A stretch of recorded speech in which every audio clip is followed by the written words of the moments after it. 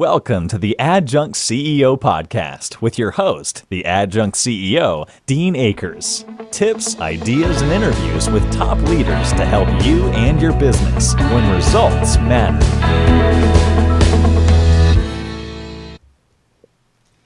Well, welcome to today's episode of the Adjunct CEO Podcast, video cast also. This is our second show that we've done in video, and we're excited about the format because it allows those of you out there that are commuting and want to listen to us on SoundCloud, Stitcher, or iTunes, you have that availability.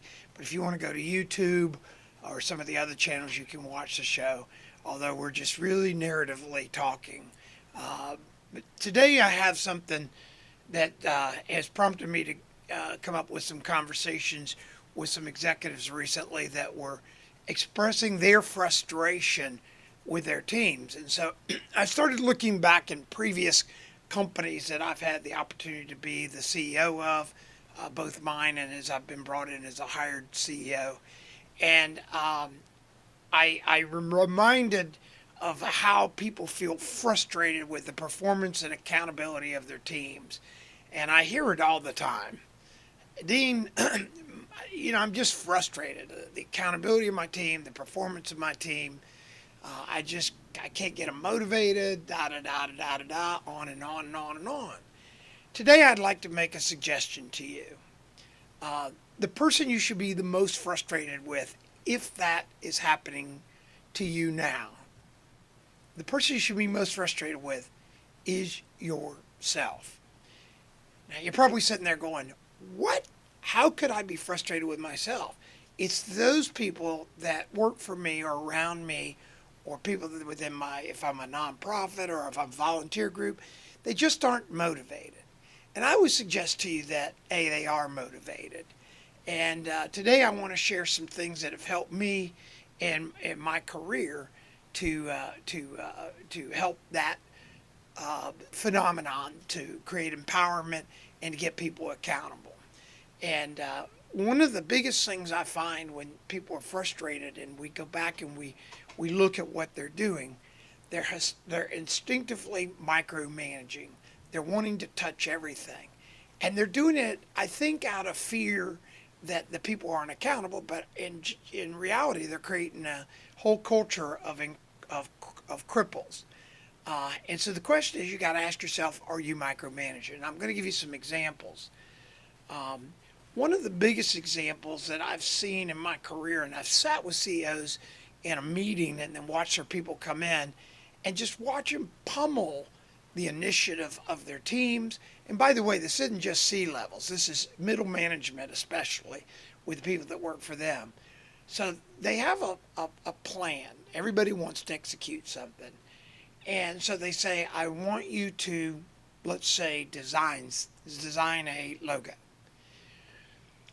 First off, if you want that, you should give them some criteria that you're interested in having. It could be colors. If you have branded colors, like your company has branding colors by Pantone codes and stuff like that, those are all parameters that are set. If not, and you want their creativity, what you want to do is you want them to give them the parameters and then have them go out and do it.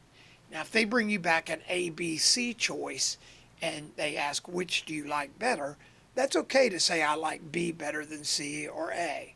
If you empower them to come back with one solution, then here's a key.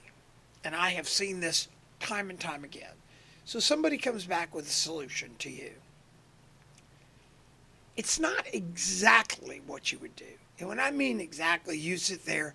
One of my best examples, one of the previous companies I had, my guy would say, okay, I want my creative people to come back. Every time they would come back, if they came back, he'd say, well, could you just change the font this way? Could you do this way? So finally one day, and he was always frustrated. He's saying, they just don't get it. I'm having to do everything. And I go, well, I watched you make changes of things that were fairly immaterial. So you've empowered your people to go do something. Then when they come back, you make these very, very subtle suggestions. Now, everybody listening today or watching is probably saying, well, isn't that what you're supposed to do? The answer's no. You want to look at it and say, is this a deal killer? If it's something that could be detrimental to your company or it's really off base, yes, deal with it. If it's something subtle, I mean, I've seen people rearrange people's letters, for God's sake. If it's not a material difference that's going to make an impact on your company, congratulations to them and say, go make it happen. Because the minute you touch it and you say, well, could you just change this formatting a little? Guess who owns it? You do. And now you've set the precedent for your people to always be coming to you for feedback. Thus, they're not accountable because you've made cripples out of them.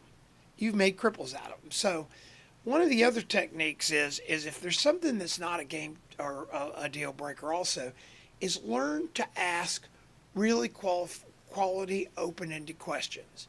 Now, what's the difference between open-ended and closed-ended? Open-ended questions require dialogue. So if you want to empower your team and get results out of your team, you want to ask them open-ended questions. An example is if somebody's in there, you say, can you explain to me why you think this is going to work and the thought processes you have that go into this to make this product do this or this ad to do this or this report to do this. And then shut up. And shut up means don't say a word. They'll start sharing with you what they think. Listen all the way through.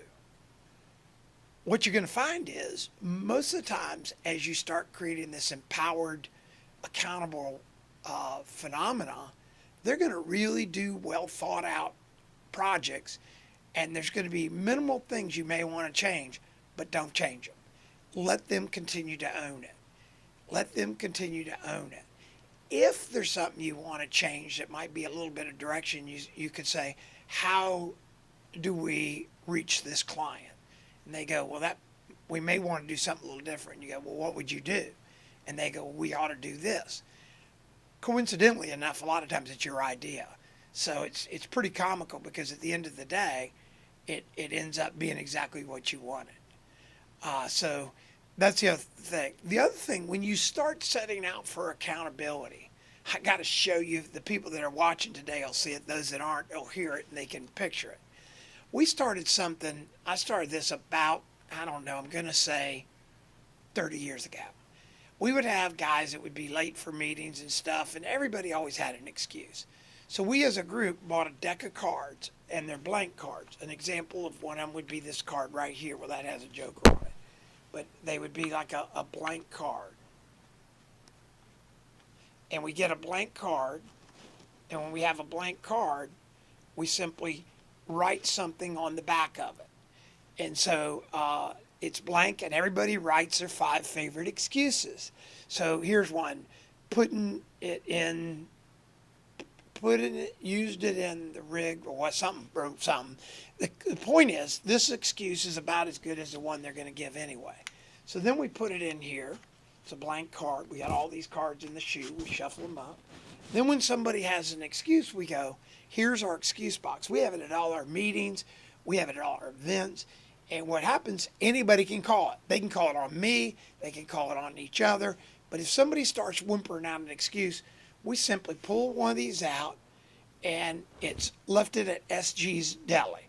Now, it's kind of a laugh, but this excuse is about as good as the one they were going to come up with. I mean, one of my favorite things was when people were late to meetings back when I had my tire company, and they would go, well, the traffic was bad. And I would sit there and I'd go, so how long have you lived in Tampa, Florida? And they go, well, I was born here. I said, so did traffic get bad today, or is it bad on our interstate every day?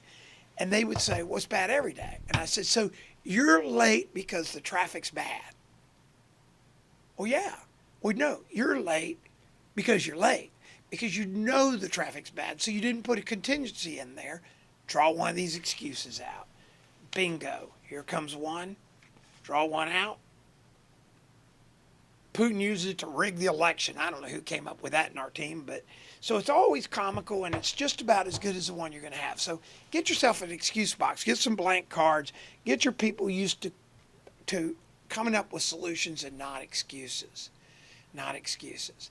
And lastly, I'd like to share something that a thoroughbred horse owner shared with me years ago when I was in my 20s. And this was another leadership thing for empowerment and stuff. And what it was, thoroughbred horses love to run.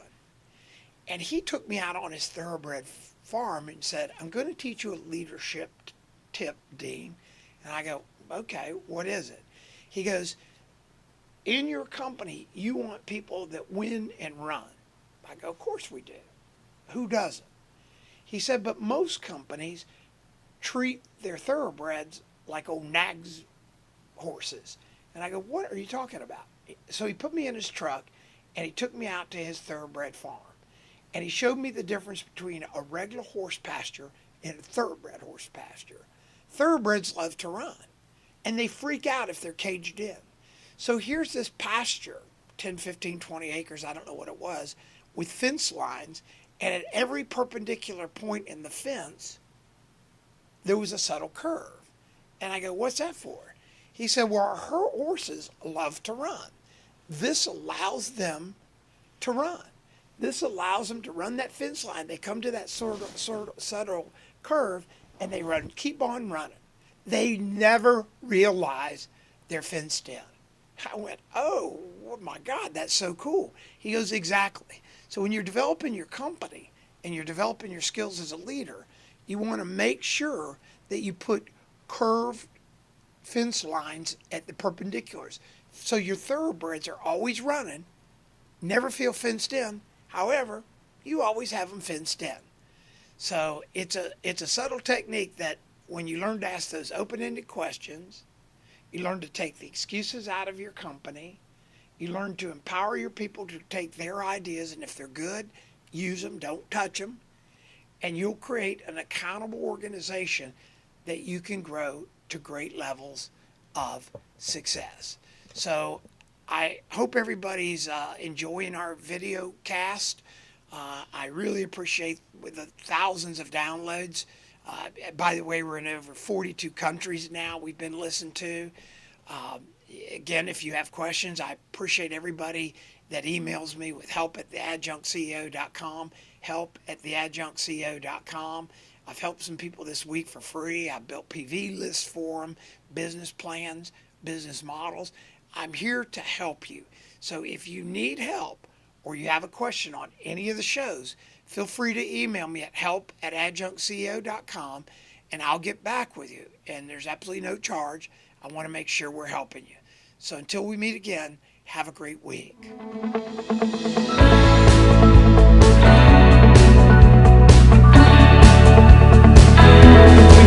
Enjoyed today's show. Make sure to like and subscribe so you don't miss a single episode. If you have any questions or need some help, just email help@adjunctceo.com. Thanks for tuning in.